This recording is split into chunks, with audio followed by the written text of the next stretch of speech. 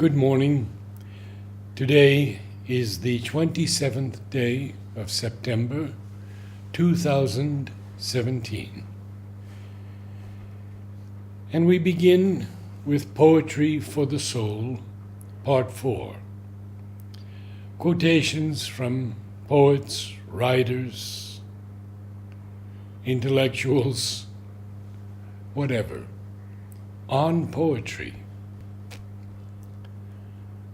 We begin with Carl Sandburg. Poetry is the journal of the sea animal living on land, wanting to fly in the air. Poetry is a search for syllables to shoot at the barriers of the unknown and the unknowable. Poetry is a phantom script telling how rainbows are made and why they go away. Then Plato says, poetry is nearer to vital truth than history. An interesting quote by Yeats: out of the quarrel with others, we make rhetoric. Out of the quarrel with ourselves, we make poetry. The distinction between historian and poet is not in the one writing prose and the other verse. The one describes the thing that has been, and the other a kind of thing that might be. Hence, poetry is something more philosophic and of graver import than history, since its statements are of the nature rather of universals, whereas those of history are singulars.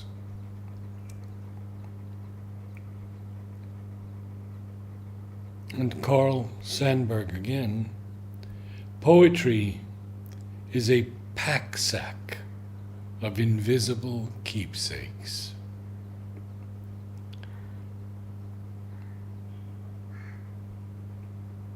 Emily Dickinson, whom we shall read later in the section on fine poetry, writes, to see the summer sky is poetry, though never in a book it lie. True poems flee.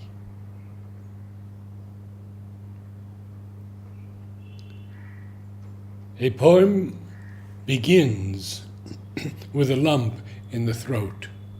Robert Frost.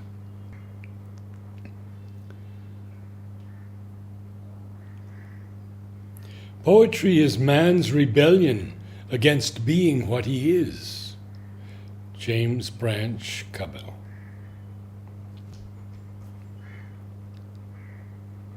This is Kierkegaard.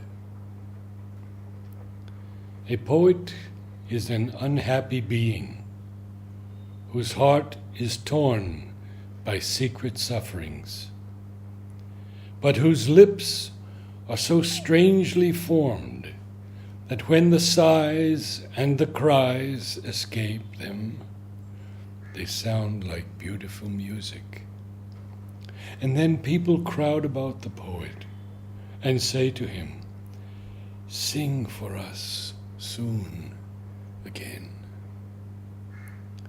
That is as much as to say, may new sufferings torment your soul.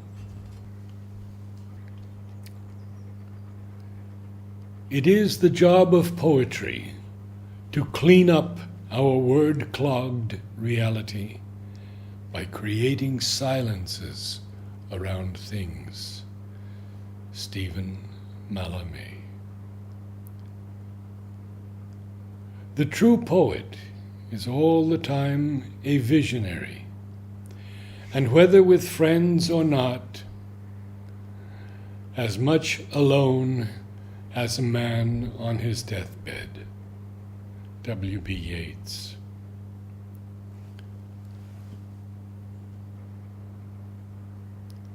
There is poetry as soon as we realize that we possess nothing.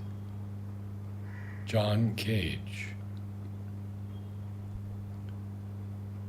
Who can tell the dancer from the dance? The last line of one of the great poems of Yeats.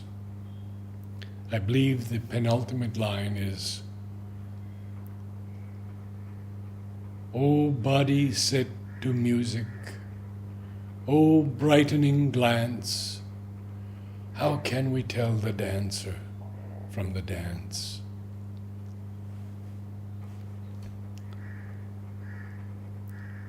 Poetry is the language in which man explores his own amazement. Christopher Fry.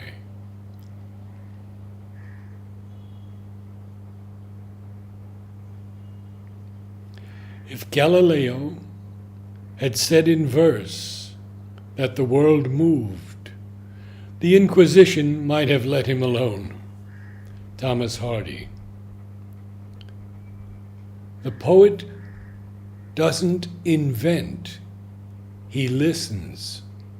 Jean Cocteau. Everything one invents is true. You may be perfectly sure of that. Poetry is as precise as geometry. Gustave Flaubert. Wanted. A needle swift enough to sew this poem into a blanket. Charles Simic. Each man carries within him the soul of a poet who died young. Sandburg. Science is for those who learn. Poetry for those who know. Joseph Roux. Poetry is an echo asking a shadow to dance. Carl Sandburg. The worst fate of a poet is to be admired without being understood. Jean Cocteau.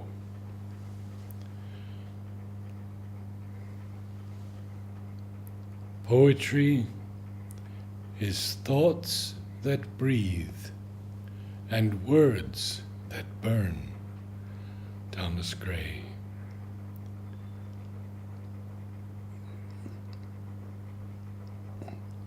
Poetry is when an emotion has found its thought, and the thought has found words. Robert Frost. Poetry is all that is worth remembering in life. William Hazlitt.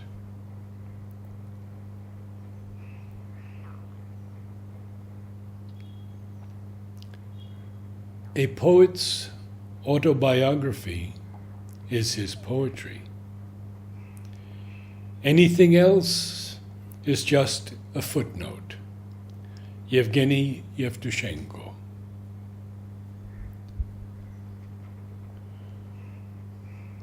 Poetry is the art of substantiating shadows. Edmund Burke.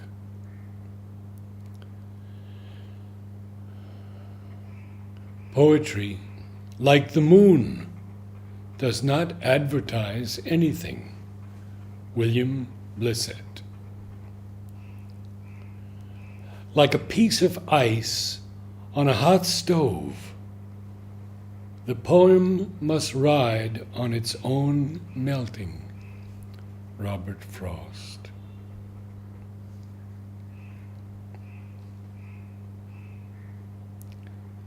A poet looks at the world the way a man looks at a woman. Wallace Stevens. If you've got a poem within you today, I can guarantee you a tomorrow. Terry Gilmetz.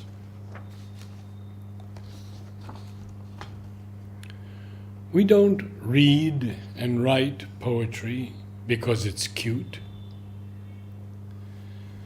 We read and write poetry because we are members of the human race. And the human race is filled with passion. And medicine, law, business, engineering, these are noble pursuits and necessary to sustain life.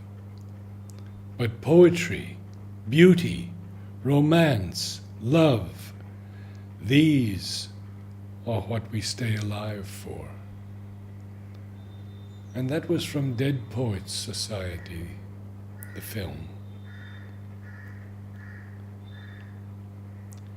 Poetry is not a turning loose of emotion, but an escape from emotion. It is not the expression of personality, but an escape from personality. But of course, only those who have personality and emotions know what it means to want to escape from these things. T.S. Eliot.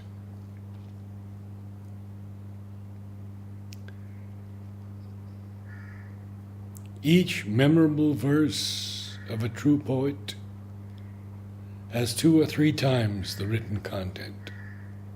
Alfred de Musset.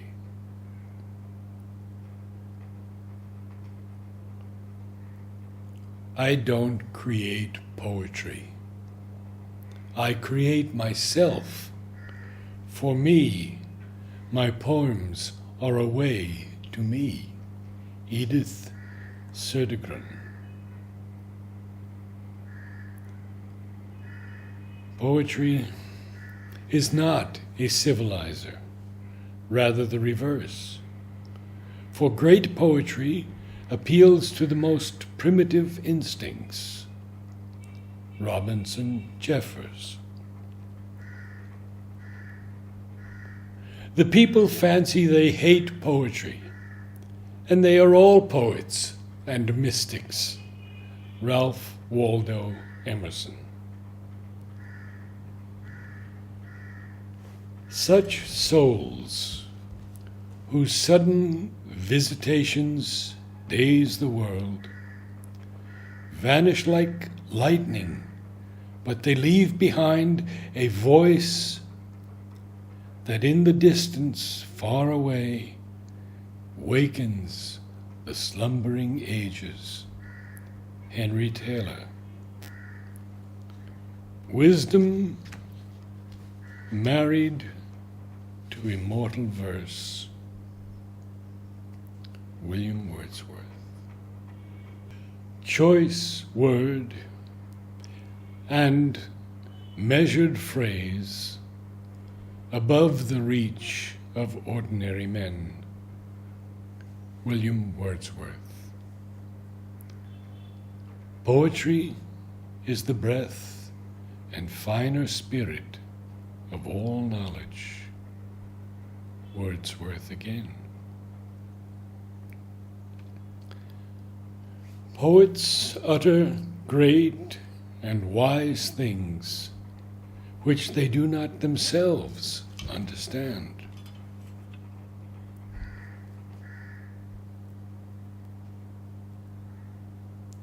Poetry is more philosophical and of higher value than history. For poetry tends to express the universal, history the particular.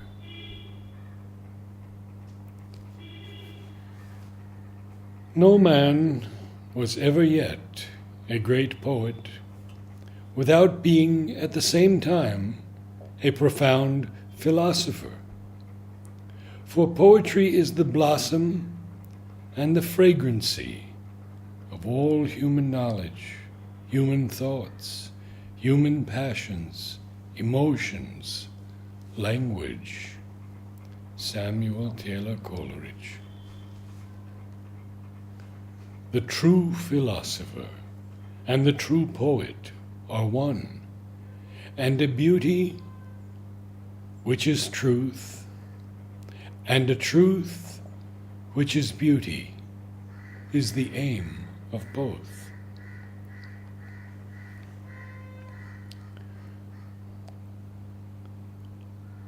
One demands two things of a poem. Firstly, it must be well-made verbal object that does honor to the language in which it is written. Secondly, it must say something significant about a reality common to us all, but perceived from a unique perspective. What the poet says has never been said before, but once he has said it, his readers recognize its validity for themselves. W. H. Auden. Poets are masters of us ordinary men in knowledge of the mind, because they drink at streams which we have not yet made accessible to science. Sigmund Freud.